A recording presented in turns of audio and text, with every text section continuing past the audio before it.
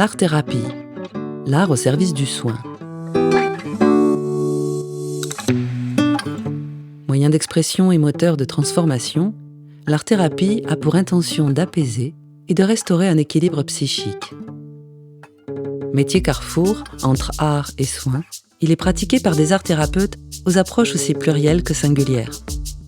Cette deuxième série intitulée Portrait d'art-thérapeute propose d'aller à leur rencontre, de découvrir leur parcours, leurs méthodes et ce qui les anime. Conversations et échanges avec des profils atypiques. Aujourd'hui, nous rencontrons Régine Lucas, au parcours atypique entre art appliqué, arts martiaux et danse. Elle est à la fois graphiste, web designer, architecte d'intérieur, sculpteuse de lumière et aussi danse-thérapeute. Pour démarrer ces entretiens portraits, j'aime bien commencer par la question suivante. Quelle est ta définition de l'art-thérapie ? C'est permettre un retour à la vie, en fait. Revenir à sentir la vie à l'intérieur de soi, à la refaire circuler. Et pour cela, c'est remettre du mouvement à l'intérieur.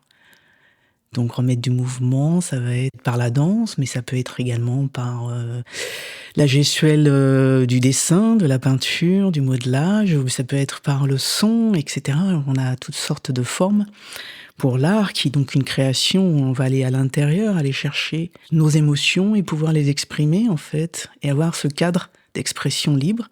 Quand on dit thérapie aussi, ça serait plus intégrer, on va dire, le trauma s'il y en a un, ou la gêne, on va dire, l'intégrer pour aller avancer et aller retrouver encore plus de vivant en soi. C'est pas supprimer, c'est juste l'intégrer pour pouvoir ensuite aller plus loin. En tout cas, c'est ce que moi je propose donc du coup dans mes ateliers. Donc on se débarrasse pas, on va transformer en fait. Et dans ce cas-là, la parole, où là on revient dans le mental, n'a pas forcément lieu d'être. Je pense que le thérapeute doit avoir à ce moment-là de l'humilité pour laisser la personne aller trouver, aller chercher, expérimenter, pour justement continuer, aller avancer et retrouver cette vie en soi, quoi, que nous avons tous. Alors des arts plastiques et appliqués aux arts martiaux, peux-tu nous expliquer ton cheminement entre toutes ces différentes disciplines et ce qui t'a amené à l'art-thérapie dans ton parcours ? Bon, évidemment, c'est un cheminement très personnel, mais la base, ce serait le sport, je dirais, puisque j'ai pratiqué beaucoup de sport, et avec beaucoup d'intensité, qui m'ont amené à me blesser. Et oui. Et du coup, qui dit blessure, dit à un moment donné, je m'interroge sur comment je fais les choses, et est-ce qu'il n'y a pas une façon d'être dans une activité, on va dire, physique, sans se faire mal, quoi.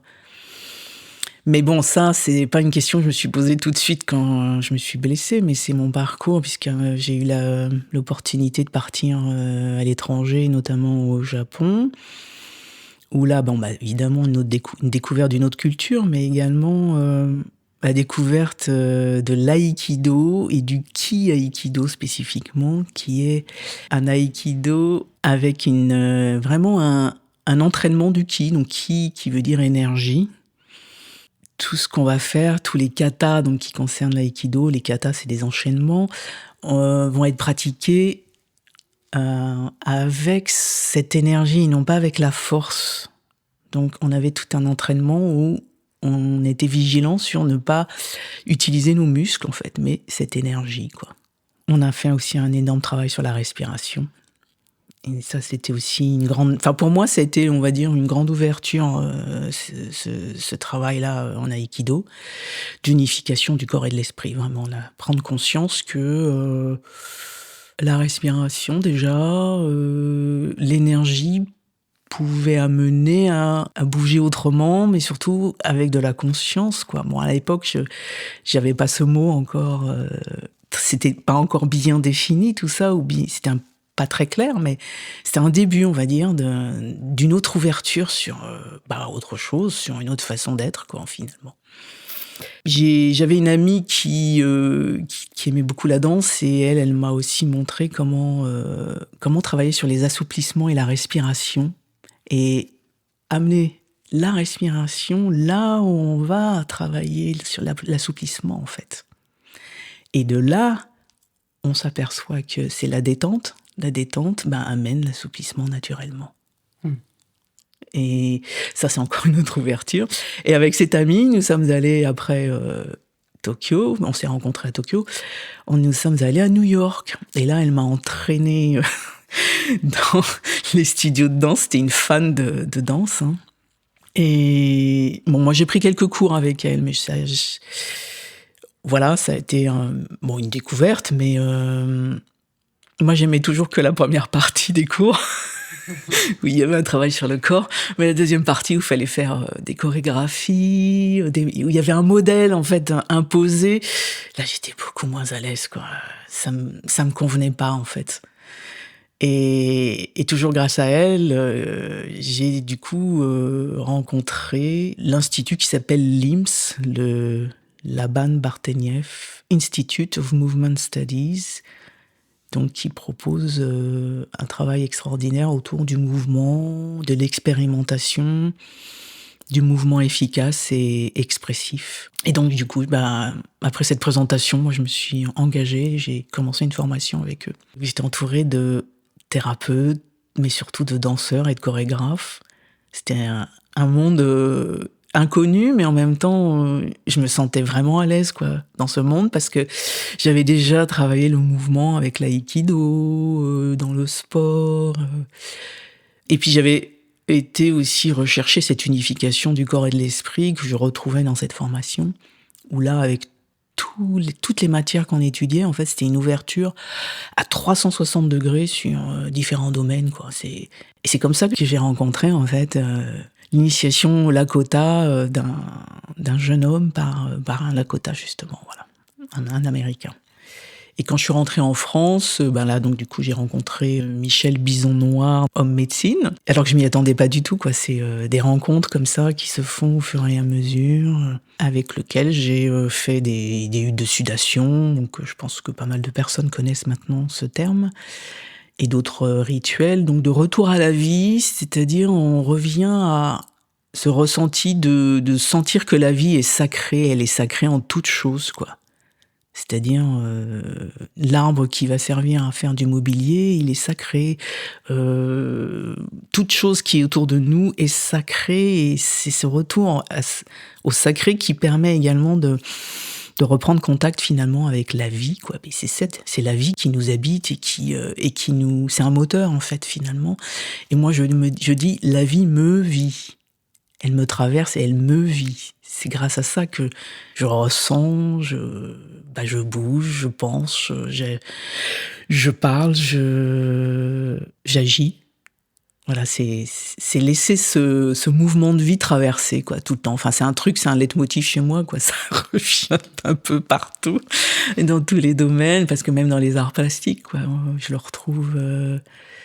Parce que parallèlement à tout ça, j'ai toujours été dans la création, que ça soit une création avec un cahier des charges, mais aussi une création personnelle avec du dessin, de la photo ou de la sculpture. Voilà, ça a toujours fait partie de ma vie. Depuis toute petite. Je dessinais, je peignais, je travaillais la matière. Et donc, cette rencontre avec Michel Bison-Noir m'a appris aussi une chose, c'est la gratitude. Ça, c'est gratitude, merci à la vie, quoi. Et ça, c'est la base pour moi également, quoi. Et puis ensuite, j'ai déménagé dans le sud de la France. Et il s'est passé un événement assez douloureux dans ma vie. Donc du coup, pour dépasser ça, je me suis mise à faire un journal où non pas j'écrivais, mais je dessinais. Donc tous les jours, au lieu d'écrire, je dessinais. Et je dessinais dans du rond, dans un mandala en fait. Et j'allais dessiner, sortir en fait toute la douleur, tous les jours. Et puis petit à petit, je voyais que les dessins évoluaient, qu'il y avait un nettoyage qui se produisait pour arriver à quelque chose de montrable. Parce que les dessins d'avant, je pourrais pas les montrer, en fait. C'est un carnet qui m'a permis de sortir de ça. Et ensuite est revenue la lumière, on va dire, en fait. Le vivant final. Voilà. Il y avait cette étincelle de vie que j'ai retrouvée, que j'ai rallumée, qui est devenue un feu. Et ce feu m'a permis de dessiner d'autres choses, quoi, en fait. Et c'est là le lien, finalement, on le retrouve aussi ici, le lien avec le mouvement, la gestuelle sur un papier, c'est ça aussi, c'est toujours revenir au corps. Enfin, en ce qui me concerne, moi, c'est toujours ce qui m'a permis de sortir de mes inconforts, de mes gênes, de mes douleurs, ou même de certains drames, finalement, ou traumas. C'est en passant par le corps, la respiration, le mouvement, quoi. Ça a toujours été dans ma vie, finalement. Pas conscient au départ, mais maintenant, oui, très conscient de ça. Et ensuite, c'est à Montpellier, quand j'ai déménagé là-bas, que j'ai rencontré, en fait, pas l'art-thérapie, mais la danse-thérapie, finalement. J'ai fait une formation à l'Artec, où là, le catalogue proposait la danse-thérapie. Quand j'ai vu danse-thérapie, j'ai dit « Waouh, ça, c'est pour moi ». Pourquoi ? Parce que quand je reviens en arrière, j'ai toujours regardé finalement les danseurs avec des grands yeux écarquillés et en me disant « Waouh, j'aimerais bien ». Et je me suis pas autorisée à ce moment-là. Et c'est là que je dis non, l'art-thérapie aurait complété en fait mon envie en fait d'aller vraiment vers l'art-thérapie. Mais quand j'ai vu danse-thérapie, je dis non, c'est ça, la danse-thérapie que je veux faire. Et voilà, et là ça a été 2 ans de grand bonheur avec des propositions guidées, avec des musiques extraordinaires, un travail intérieur aussi énorme, évidemment. On va dire c'est là que j'ai vraiment officialisé cette rencontre conscience, esprit, corps, avec peut-être un petit peu plus de concept derrière, quoi. Alors que bon, je le vivais déjà de l'intérieur, mais ça a permis d'asseoir des choses et pas se contenter de ce que j'avais fait, mais aller aussi nourrir finalement avec d'autres pratiques, d'autres façons de voir la danse-thérapie, puisque voilà, c'était nourrir aussi. Et donc, d'après ton expérience de praticienne, qu'as-tu pu, toi, constater ou mesurer sur le terrain, sur les bienfaits de l'art-thérapie ou sur ce que ça a amené aux gens ? Qu'est-ce que cela a rapporté, en fait, ces ateliers ? Je peux le constater en donnant quelques exemples, peut-être. Cette femme est art-thérapeute elle-même, mais par contre, elle n'était pas dans le mouvement, vraiment. Et en fait, elle a découvert un autre monde. Et ses phrases, c'était « Je savais pas que je pouvais faire ça. Je savais pas que je pouvais faire ça, quoi. » Danser comme ça. Et c'est une personne qui est venue vraiment, vraiment régulièrement pendant plusieurs années. Et moi-même, je constatais la façon dont elle bougeait en arrivant et là maintenant, quoi. L'espace qu'elle occupe, les mouvements, leur ampleur, et le corps habité. Et ça a effectivement aussi une influence sur sa pratique à elle d'art-thérapeute. Elle pratique à l'hôpital. Et après, j'ai un autre exemple d'une autre femme qui est arrivée, qui avait fait un burn-out, comme on dit, et qui est arrivée avec un corps très figé, un bloc, en fait. Et on pouvait pas l'approcher, on pouvait pas avoir de contact vraiment physique avec elle, quoi. On sentait tout de suite qu'on rentrait dans une sphère interdite, là. La distance, il fallait la respecter, quoi. Donc le groupe étant très bienveillant, et c'est ce qui est important, bienveillant, contenant, et surtout sans jugement, cette personne a pu petit à petit, avec les propositions, prendre un petit peu plus d'espace, de plus en plus d'espace, et puis petit à petit se laisser approcher, toucher et participer, quand on avait des propositions à 2, participer pleinement, à la proposition, quoi. Non, il y a vraiment une évolution, elle-même, le constatait, quoi. C'est-à-dire moi je le vois parce qu'effectivement, je regarde un petit peu pas de loin, mais je regarde de côté, on va dire. Et donc je peux voir ces évolutions des corps dans l'espace. Et le corps, il ne ment pas. Donc à partir du moment où il retrouve du vivant, en fait, à partir du moment où on sent que l'énergie du vivant recircule à l'intérieur, mais ça se voit dans la gestuelle, quoi. Alors j'aimerais bien que tu nous parles du bambou do et ces 3 formes d'expression naturelle du corps. Le bambou do, le do, déjà du nom, ça veut dire la voix en japonais. Donc c'est une pratique qui a été développée par Mark Cuevas, qui a pratiqué avec des Japonais aussi au Japon, qui était karatéka, voilà, qui a aussi travaillé sur l'unification du corps et de l'esprit. Et donc quand j'ai rencontré cette personne, je me suis retrouvée, tout résonnait en fait. La façon dont il parlait, des termes, des mots que moi-même j'employais, les propositions surtout.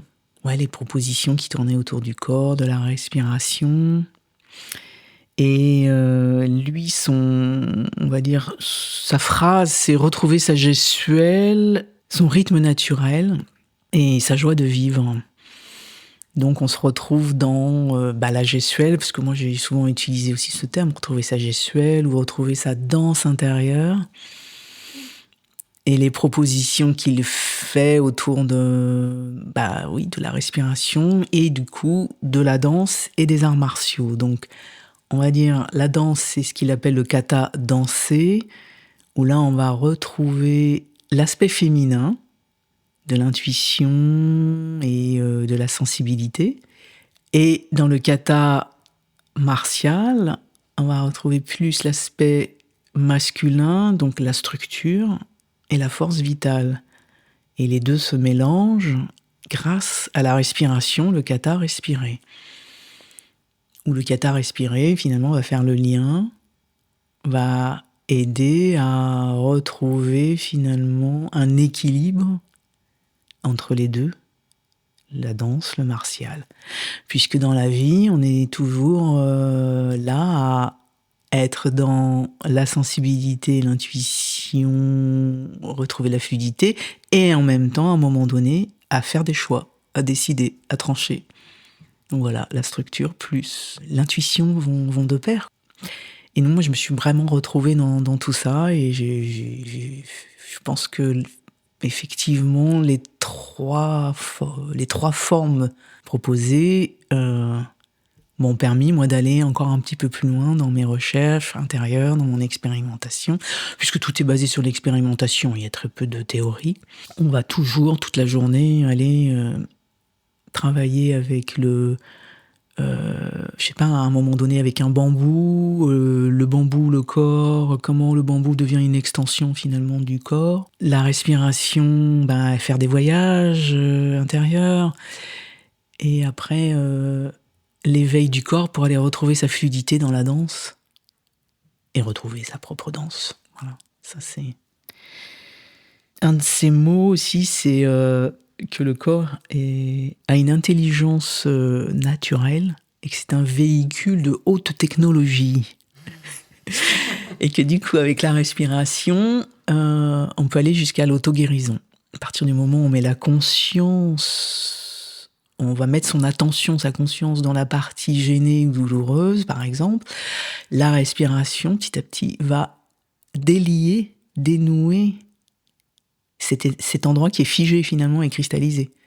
C'est la respiration qui va ramener de la vie, finalement, là où c'est figé. Et nous avons tous cette capacité d'auto-guérison, c'est ce qui est extraordinaire. Voilà, et c'est à la portée de tout le monde.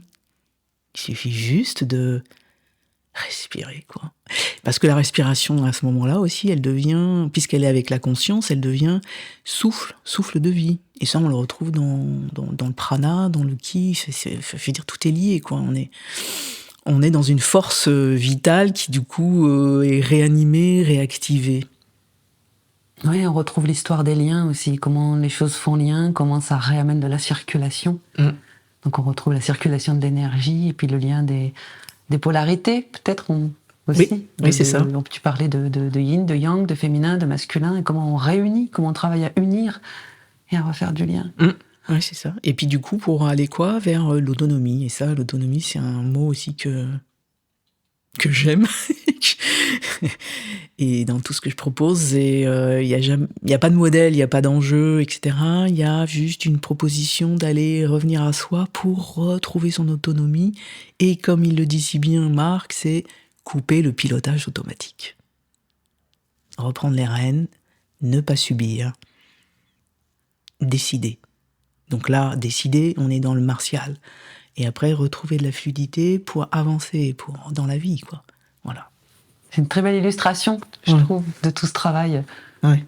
Oui, je pense aussi que c'est une pratique qui vraiment amène encore une autre dimension à ce que moi je faisais déjà. Et en fait, tu le disais quand on s'entretenait un peu avant de comment tout ça se nourrit aussi, comment tout ce que tu as traversé s'est nourri et t'a nourri.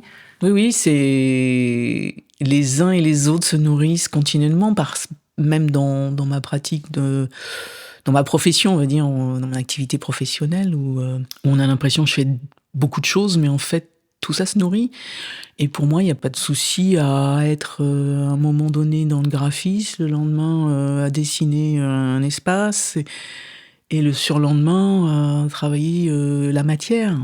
Et après, être dans la danse. Non, tout ça se nourrit, vraiment, ouais.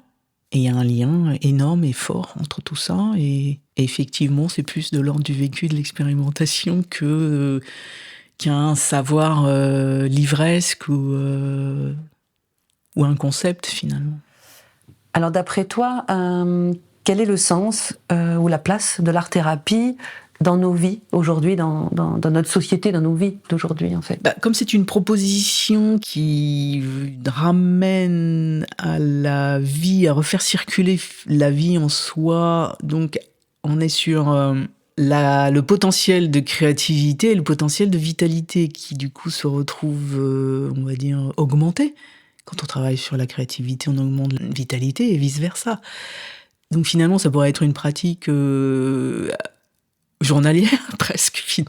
On pourrait tous avoir ça dans nos vies. Après, effectivement, on peut faire une différence entre la pratiquer pour soi et la pratiquer avec un thérapeute, quoi, un art-thérapeute. Où là, on y va avec un objectif. Je ferai une différence entre la pratique telle qu'on l'a fait vraiment en Occident et comment on peut percevoir les choses en Asie, par exemple. Si je pratiquais l'art-thérapie ou la danse-thérapie en Asie ou au Japon, par exemple, puisque j'y ai vécu, ma proposition n'irait pas du tout dans l'explication ni dans la compréhension comme on a tendance à le faire ici en Occident, où le mental peut reprendre toujours le dessus à partir du moment où on met une parole sur quelque chose qu'on a vécu. Je pense que je resterais vraiment dans le corps, un mot, deux mots pour peut-être exprimer quelque chose. Parce qu'à partir du moment où on va remettre trop de mots, trop de paroles, le mental revient, on va pas intégrer de la même façon l'expérience qui vient d'être vécue, et il y a un risque qu'il n'y ait pas d'avancement, en fait, d'avancer dans la vie, de ressasser. Le but n'étant pas de supprimer, mais toujours d'avancer et d'intégrer les choses. Moi, je peux pas supprimer les événements qui sont passés dans ma vie. Je les intègre et ensuite, je refais circuler la vie et je me remets en mouvement. Je peux pas supprimer et dire « hop, supprimer sur le bouton », c'est pas possible. Dans la corbeille. Dans la corbeille, voilà, exactement. C'est pas possible, ça. Donc, c'est comment je navigue, je circule, j'intègre dans mon corps toutes ces expériences, tous ces vécus, que ça soit douloureux, mais ça peut être aussi des expériences de joie, de grand bonheur. Voilà, ces deux-là vont constituer déjà ce que je suis là maintenant, et ensuite vont me permettre, moi, d'avancer parce que je les aurais vus et intégrés dans mon parcours, dans mon cheminement. Voilà, ils font partie de moi, j'avance. Ce serait mon... Oui, c'est ma façon d'être finalement. Et oui, comment on fait avec? Pour terminer, Régine, est-ce que tu aurais une citation ou une phrase clé qui fait sens pour toi dans le travail de l'art-thérapie ou dans tout ce rapport à l'art, à la thérapie ou peut-être plus largement à tous les arts que tu pratiques? Cette multiplicité en fait qui t'habite. C'est vrai parce que j'accompagne en graphisme des clients, en architecture des clients, mais je les accompagne aussi, je vais les chercher, je suis avec. Et là, en danse-thérapie, pareil, je suis avec. Et donc, j'aime bien cette citation de Kierkegaard, alors c'est un Danois. Donc, il dit « Et si je veux réussir à accompagner un être vers un but précis, je dois le chercher là où il est et commencer là, justement là. » Voilà. Et oui, donc finalement, tu es une accompagnatrice d'être. Et c'est ça le lien, finalement, entre toutes les activités. On a trouvé le vecteur commun. Oui, le vecteur. Très beau mot. Vecteur commun. Ouais, c'est aller aider à révéler. J'aime bien le mot révéler parce que ça me rappelle la lumière. Et comme j'ai fait pas mal de photos, c'est aussi un travail sur la lumière. Dans les dessins, il y avait beaucoup aussi cette recherche de la lumière. Et voilà, et c'est révéler. Et j'ai juste à porter le flambeau, allumer le flambeau de la personne qui est avec soi et qu'elle-même soit son propre flambeau. Hein. Voilà, c'est garder la place, en fait, d'accompagnant. Ne pas imposer, ne pas interpréter. Moi, comme je suis tout le temps là-dedans, essayer d'être dans cette relation à la vie, laisser la vie me traverser. Et je vois comment ça agit, comment ça m'habite, comment ça m'anime. Je ne peux que transmettre ça de la même façon, quoi. Voilà. Et avec du recul, sans jamais être dans l'ingérence, surtout. Écoute, merci beaucoup, en tout cas, pour ta compagnie aujourd'hui. Eh bien, merci. Et pour tout cet échange. Merci, c'est un grand plaisir. À bientôt. À bientôt. Je vous remercie pour votre écoute. Et si vous avez aimé ce podcast, n'hésitez pas à vous y abonner. Je vous dis à bientôt pour de nouvelles rencontres animées.